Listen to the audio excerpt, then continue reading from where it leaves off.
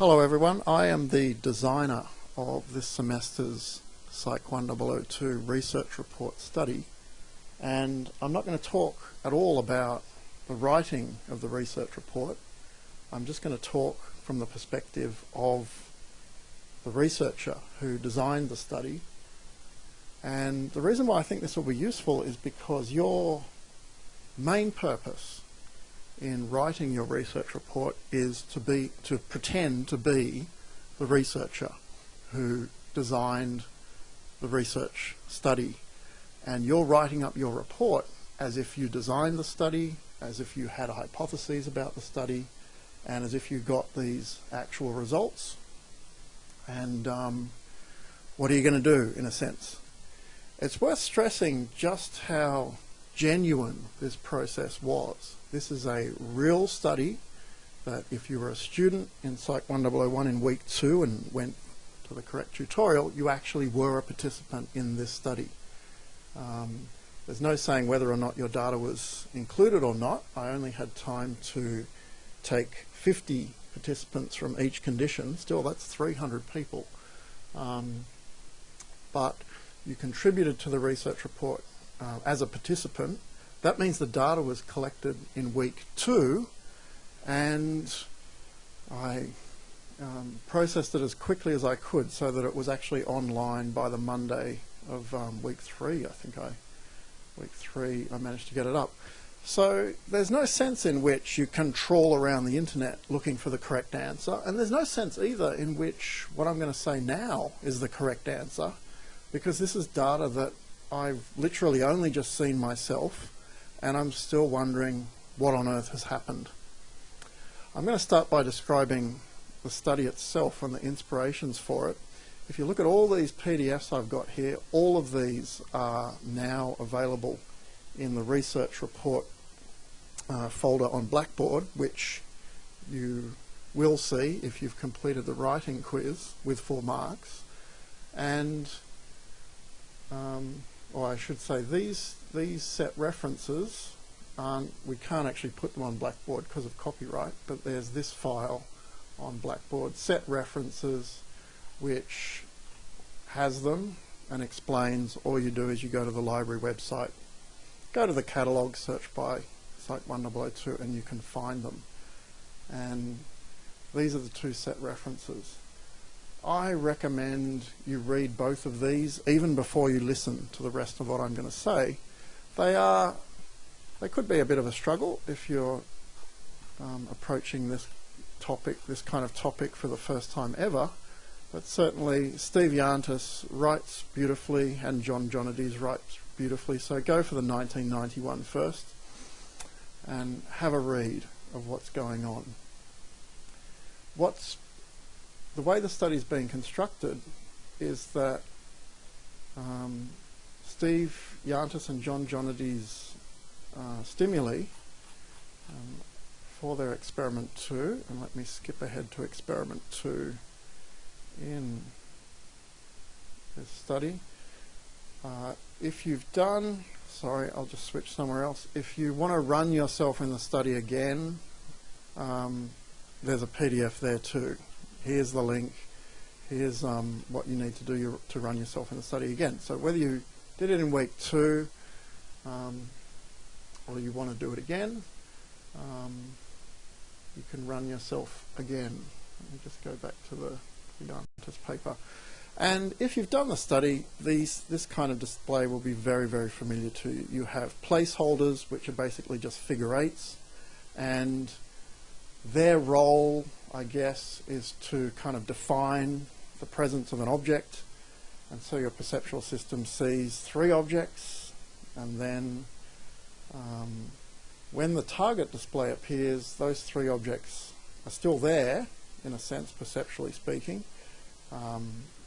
Letters have been formed by the removal of line segments, but an extra letter has been added, and that's called a sudden onset.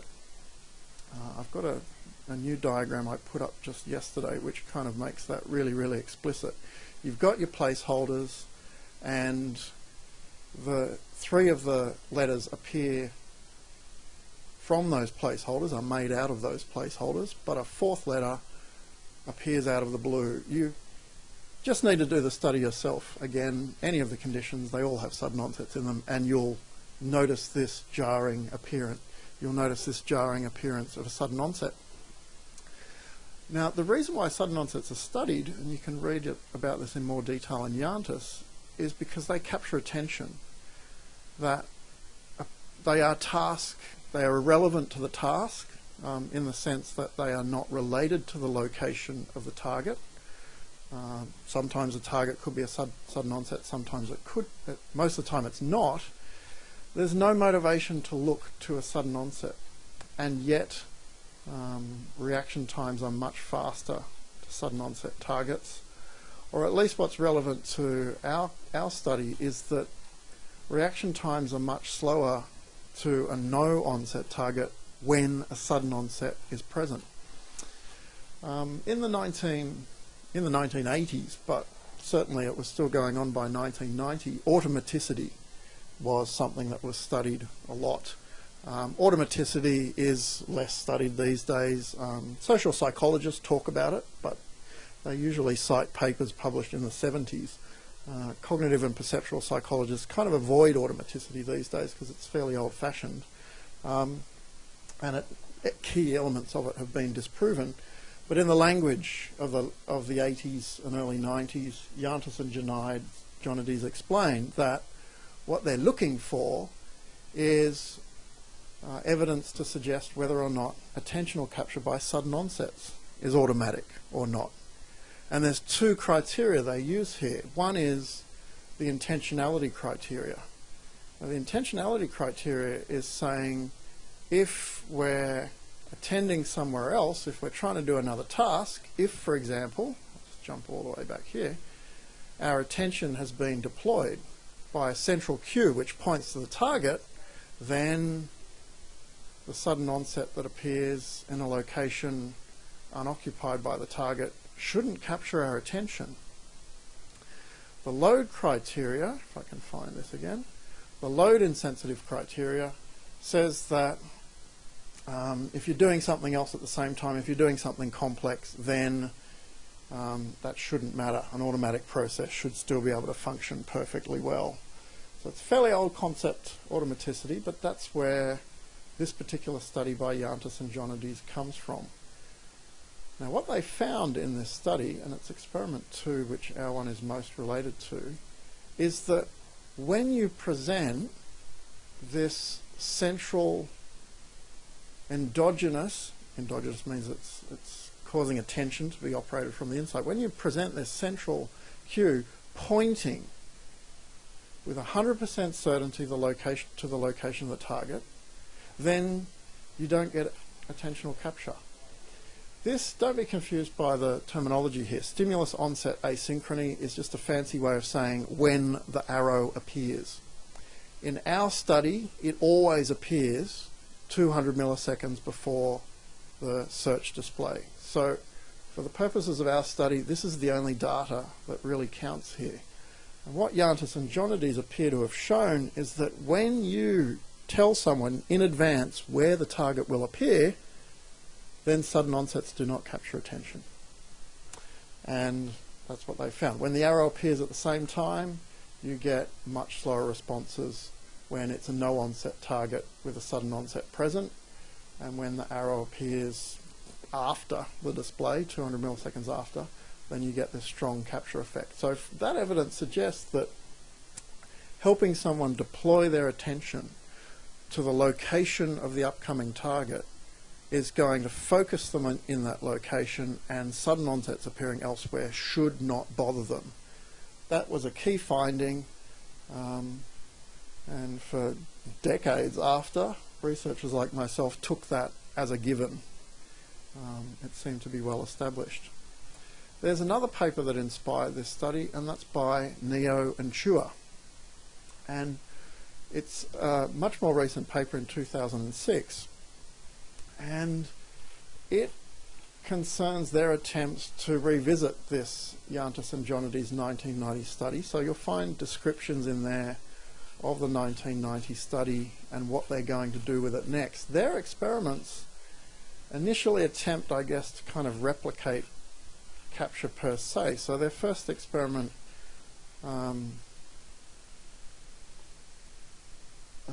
has this kind of array. The first thing you'll notice is it looks really, really different to what we've done. And here's the thing. At the end of your research report, when you're discussing the results, if something hasn't quite turned out, the hypothesis didn't come through, something quite different was found in a study you thought was replicating another, then you search around for differences. One of the differences you can see here is that this is what they're calling a sudden onset, the appearance of 4 dots around a stimuli. It's not really a sudden onset. I mean, it's, at least if you think of sudden onsets as a new object file. Not really. This is 4 flashy dots. Nevertheless, that's what they're doing. So it's kind of a bit odd that they're trying to replicate, comment on Yantis and Jonides' 1990s paper when they're doing that by doing something quite different. So keep that in mind, that what they found may or may not relate to a situation where you've got new object sudden onsets. But it turns out what they found is still quite interesting, because what they did in experiment 2, here's the method for experiment 2, is that they made sudden onsets rarer. They hypothesized that the reason why they didn't find capture by sudden onsets in experiment 1 is because they were there on every trial.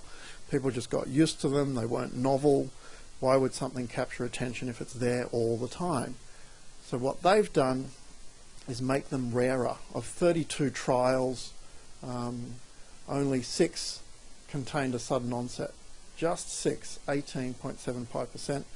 On all the other trials, on the other 26 trials, there were absolutely no sudden onset. So it's a rare event, this, in their case, a sudden flashing of 4 dots.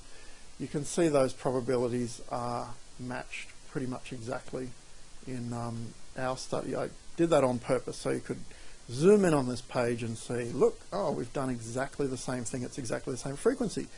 When they did that, they found attentional capture where previously they had not, when they had rarer sudden onsets. Don't worry so much about long and short and SOAs there to confuse you again. Don't stress about that too much. Just know that they found capture when sudden onsets were rarer. What they did in their final study is, I think they kept the arrow cue there. We didn't do this for our conditions 5 and 6, but like our conditions 5 and 6, they just had the target appearing in exactly the same location every single trial. But again, they had rare sudden onsets and they found capture.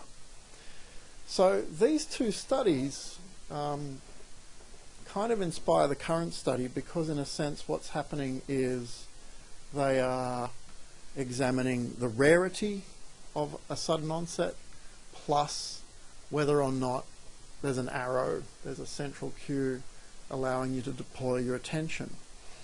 And that's what comes up in our 6 conditions. I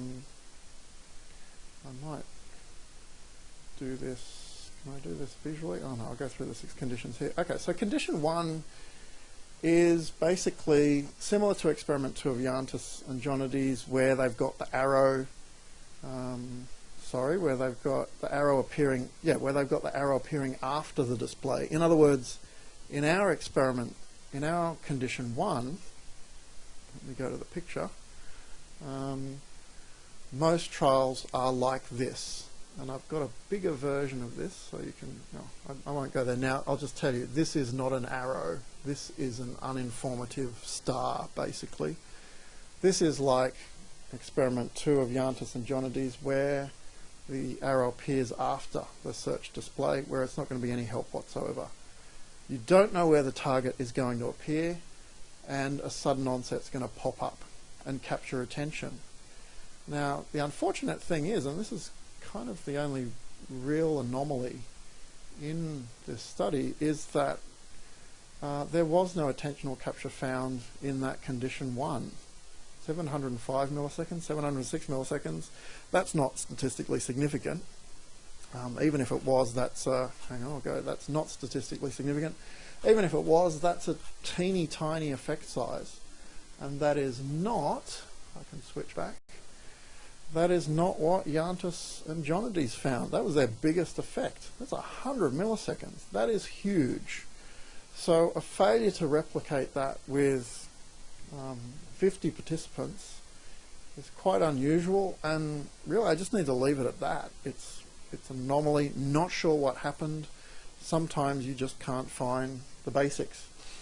The idea of the design, though, was that, let's go back to the method, capture here is replicated, and then further manipulations are to see whether that capture can be eliminated by an arrow. Well, so it's kind of disappointing that didn't happen in condition 1, but that's the real data. That's what really happened. So I know there's lots of students going to look at me with these pained faces, but no, that's the real world. Sometimes you don't even find the basic effect.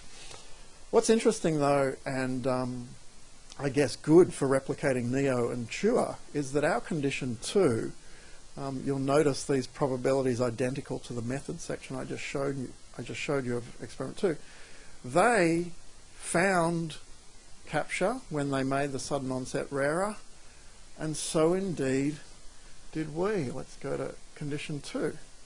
There you go. It's less than 30 milliseconds, but that is, oh, let me scroll down, that difference is statistically significant. So we didn't find capture when the sudden onset was there all the time. We found capture across 50 participants when it was only there on 6 trials out of 32 per block. There were 4 blocks, so we had quite a few measurements throughout the experiment, but only 6 per block, and yet we found attentional capture. So that's good. That's really surprised me. If I had to put money on it, I would have said I would trust Steve Yantis and John Jonides over Neo and Chua 9 times out of 10, but that's not what's happened here. Neo and Chua's idea that by making something rarer it captures attention more, that seems to have been confirmed. So conditions 3 and 4 are looking at the situation where you have this arrow in the middle. So I'll just go to those. Oh, actually the diagrams are in this file right at the end. So when you've conditions 3 and 4, you've got an arrow pointing with 100% validity at the upcoming location of the target. And if you're reading the instructions when you're doing the study, you should have used that, because that should have made the task easier. The question is, if you know where the target's going to be and you can focus your attention in advance, and I know 200 milliseconds doesn't sound like a long time, but in a simple task like this, it's a very long time. If attention is focused longer than 200 milliseconds, you get something called inhibition of return, which is an interesting effect where it reverses the benefits you have of covert attention. So, but if you're given 200 milliseconds to look in advance at where the target's going to appear, that should completely eliminate capture. Now, this is where it's kind of odd. In the results, in the real results, condition 3, capture really wasn't obtained. That's a 6 millisecond difference, and I'm pretty sure something that small, no, that's not statistically significant. So that's exactly what Yantis and Jonides found, no capture, and that would be, I'll skip back yet again to their results. That's this condition here for them. They didn't find capture, we didn't either. Woohoo, did we replicate? Well, I guess we did for condition 3, but we certainly didn't for condition 1, so it's not as if we were eliminating something that was there before. We didn't find it in the first place. So that's the only awkwardness there. Maybe I should stop mentioning condition 1, because it's kind of the only thing that didn't really work well as planned at all. Condition 4 is similar to Neo and Chua's trials, where they had deployment of endogenous attention to the location of the target, but they had a rare sudden onset, and that's where they found attentional capture. And again, this was quite a good confirmation of Neo and Chua that in condition 4 we found capture. It's quite big, in fact, 40 milliseconds. It's, go down here, condition 4, yep, that's statistically significant. We found capture when attention was deployed 200 milliseconds in advance. Every participant in that condition knew exactly where the E or the H was going to appear, and yet, nope, sudden onset is still slowing people down greatly. That's a good replication of Neo and Chua's finding there. Now, what about conditions 5 and 6? Conditions 5 and 6 similarly are about ever-present sudden onsets and rare sudden onsets, but they're following on from experiment 3 of Neo and Chua. And what Neo and Chua did in experiment 3 is something quite radical, where they, where can I find the method of experiment 3? There it is.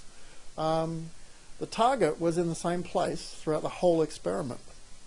Now, I guess some awkwardness, let's go back to Ioannis and Johnny's, some awkwardness that comes from presenting an arrow to participants and saying, look at this arrow and deploy your attention in the direction the arrow is pointing, is that that's going to create a cognitive load. The cognitive load is that you have to, first of all, know that the arrow is going to help you, and that you know it's going to be valid. You have to interpret it. You have to deploy your attention to a different location every trial, and then you have to respond. There's all that additional load. What Neo and Chua have said is, oh look, let's see how strongly automatic this capture is by removing all that load and just getting people to focus their attention in one location that they know, not just in advance of each trial, but in advance of the block or the experiment itself. Now, in our conditions 4, 5, and 6, I did move the target from block to block, but it was either the top, the left, the bottom left, or the right. It was somewhere on that triangle, and it stayed there for 32 trials in a row. And that meant no arrow needed to be interpreted, and I guess if you did that version of the study, you did the easiest version of the study, but also the one with the lowest load. Condition 5, you can see that's not really been done ever by anyone. Condition 6, though, is like that experiment 3 of Neo and Chua. And what's happened in our conditions 5 and 6, I can have a look now, we've got capture in both of them, which is, whoa, that's odd, isn't it? Why is this sudden onset, which is appearing somewhere else in the display, having any impact on performance when people know in advance where the target is going to appear with 100% certainty, no need for arrows or anything like that? That's a good question. It's a good question. So let me emphasize once again, this is real research. You were the participants in week 2. I only got the data ready beginning of last week or week 3, but as soon as I possibly could. And what on earth is happening here? Well, I guess there's a few ways to think about these 6 conditions and what they are. You guys haven't really had factorial designs in research methods lectures or anything like that. So stop your tutor if they start talking about main effects and interaction effects, because that terminology you haven't been introduced to yet. But just in terms of the basic manipulations here, there's really only 2. And those 2 manipulations are, and they relate to the theoretical tests, the manipulations are how rare is the sudden onset, with conditions 1, 3, and 5 containing sudden onsets on every single trial, and conditions 2, 4, and 6 containing sudden onsets on only 6 trials out of 32. So the ever-presence of the sudden onset is one of the key factors here. So you can look at 1, 3, and 5 and notice that overall the capture isn't particularly strong whatsoever, except in 5. Let's That's the odd one out. We'll come to that in a second. The other way to divide up these 6 conditions is into a situation where participants know in advance where the target will appear, or they don't know in advance where the target will appear. The ones where they don't know in advance the target will appear are conditions 1 and 2, and that's all. And just in terms of overall capture effects, it's actually quite weak in conditions 1 and 2, which is not what you'd expect. You know, if you just read Yantis and Jonides, you'd think, well, this idea of having diffused attention, not knowing where the target is, surely when your attention is diffused, the sudden onset's going to capture attention more. That's actually not what we found. Rarity has had an effect, but when it wasn't rare, no, it didn't seem to bother people, even when they had no idea where the target was coming up. Here's a third way that I've only just thought up yesterday because it came up in the tutors meeting, and the tutors thought, oh, maybe this is what's going on.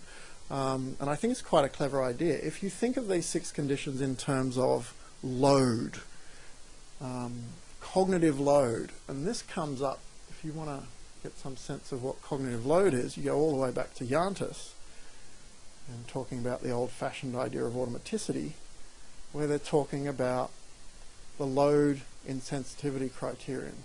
This idea that if something is automatic, then it doesn't matter, you know, you're changing gears on a manual car, for example. If that's automatic, it shouldn't matter whether you're turning the steering wheel or not once it's automatic, this load insensitivity idea. There's a few other ideas about load and automaticity in the literature. Quite a good one, I can't remember the year, but quite a good one comes from researchers. Her name is Lavie and Saul. Lavie, L-A-V-I-E. This idea that, her idea was that when you have spare attentional capacity, you're more easily distracted. If you're listening, to example, to a really boring lecture, that's when you reach for your mobile phone and start browsing around and looking at silly things. But if something has your attention completely, then there's no spare capacity to be distracted. It's harder to be distracted. If you're really focused on something, then you're not going to be led astray, as it were. And if we think about cognitive load in these 6 conditions, you could actually say that in conditions 1 and 2, where people do not know what's coming up, where the target's going to be, the load is really high. And because the load is really high, they're not going to be distracted as much by sudden onsets. Hence, no capture at all in condition 1, only capture in condition 2 because it was rare, hence more powerful, as Neo and Chua would claim. Conditions 3 and 4, load is reduced a little bit, if anything, by the presence of the arrow, although it's still, well, I don't know, conditions 1 and 2 versus 3 and 4, you could make arguments either way. There's still cognitive load there because here, even though you know where the target is going to appear thanks to the arrow, there's still cognitive load related to interpreting what that arrow means. And that's an effort in and of itself. When I first tested this in week 1 with the tutors, I didn't have the instructions saying what the arrow meant, and they didn't use the arrow.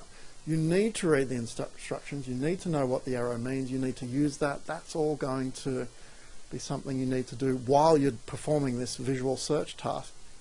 And so that's contributing to your load. When you have load here, you have no capture at all. So again, is there no capture in condition 3 because, as Yantis and Jonides say, your attention is deployed in advance? Or is this merely an issue of load?